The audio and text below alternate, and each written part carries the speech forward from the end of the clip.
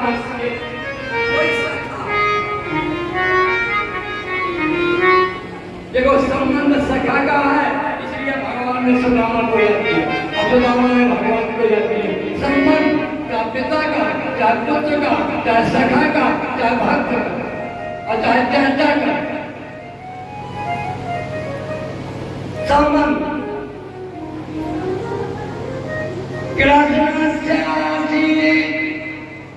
सखा कश्चित् ब्राह्मणो ब्रह्मविद्तम विरक्तस्त्रीयाथे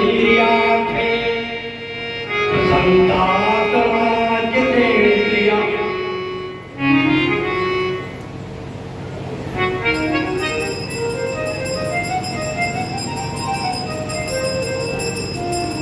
देखो ये दोस्ती किनकी है, एक गरीब की और एक रईस की, रजोगुण और सतोगुण में भक्त और भगवान की।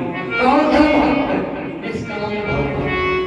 जब निष्काम भक्ति जीव के जीवन में आती है तो भगवान का दर्शन करने का अवसर जब निष्काम भक्ति सकाम रहेगी, धन दौलत मिलता रहेगा, लड़के बच्चे मिलते रहेंगे, लेकिन निष्काम भक्ति सुदामा सु माने अच्छा, अदामा माने पात्र, अच्छा पात्र। जो अच्छा पात्र होगा उसी में तो कुछ रुकेगा।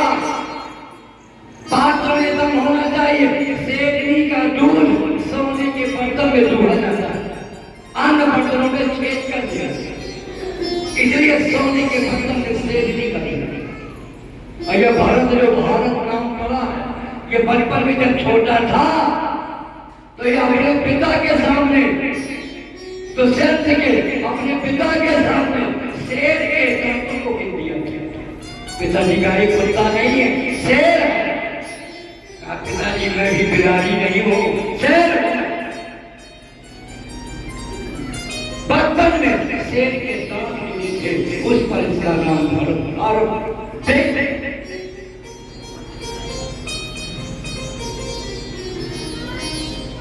कृष्णस्यासि कश्चित् सखा। एक संबंध है, आपका भी संबंध है भगवान से। आप भगवान को किस रूप में जानते हैं? पिता रूप में, पुत्र रूप में, पति रूप में, सेवक रूप में, भक्त रूप में, ज्ञानी के रूप में, ज्ञानी के रूप में, वैराग्य के रूप में, विरक्त के रूप में, सन्यासी के रूप में, किस रूप में आप जाते हैं?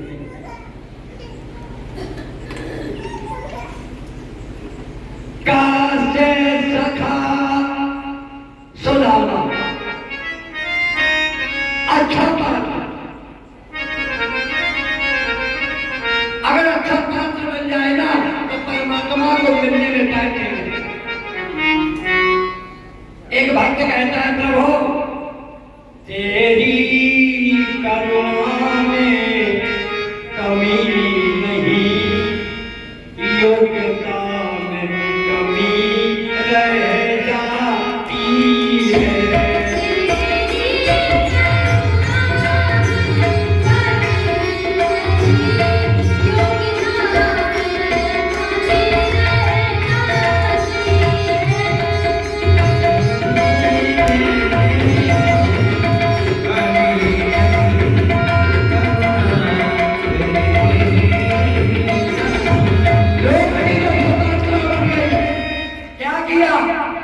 द्रौपदी को लगता था इतनी साड़ी खींची गई है, पता नहीं मेरी साड़ी कहां से आई है।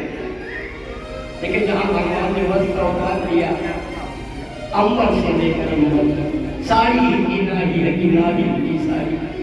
भगवान की महिमा कौन जान सकता है?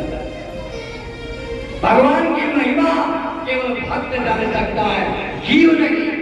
जीव कौन है? लक्ष्मण भगवान के साथ रहा। लक्ष्मण भूया मरा मैं न जाना,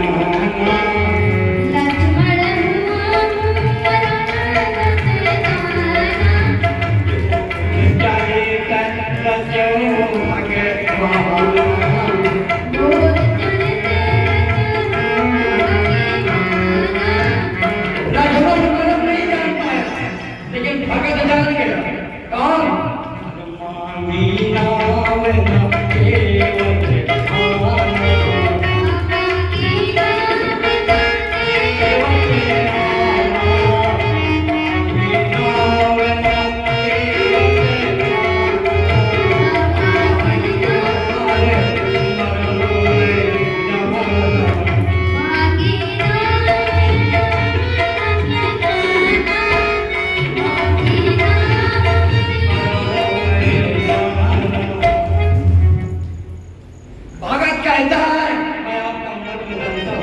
केवल कहता है मैं आपका मर्म जानता हूँ क्योंकि मैं आपका भक्त हूँ। और लक्ष्मण इस मर्म को नहीं जानता है।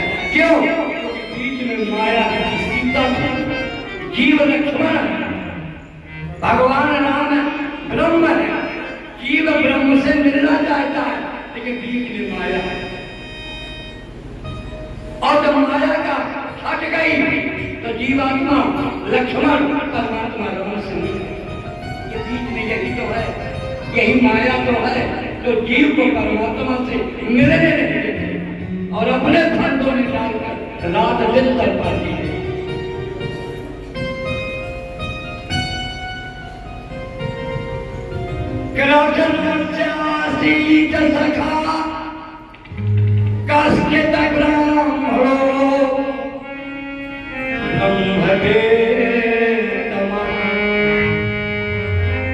विरक्तो इंद्रियार्थे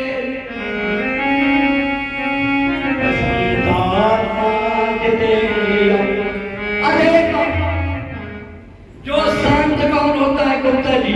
जो ज्यादा कहना होता है। सुदामा जी कहते हैं क्यों? शांत एक प्रशांत सागर है, सबसे गहरा सागर, सात समुद्र है और सबसे गहरा समुद्र प्रशांत महासागर। और सुदामा जी को क्या लिखा गया? प्रशांतम जितेंद्रिय। शांत कौन होता है? जो गहरा होता है। पानी जहाँ गहराई ज्यादा होगी पानी वहाँ धीमा बहेगा और जहाँ वो थोड़ा ऊपर होगा पानी वहाँ तेजी से बहेगा। सुदामा प्रशांत है।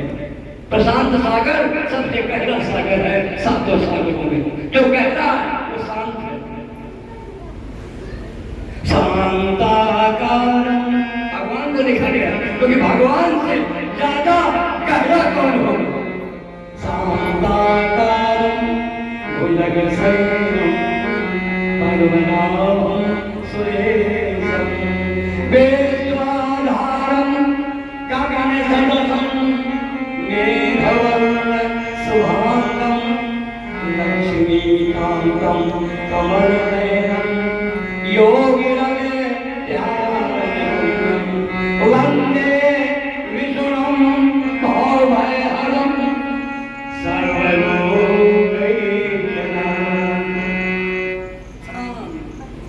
शांत वही होगा जो गहरा होगा यार, और जो गहरा नहीं है वो शांत नहीं हो सकता।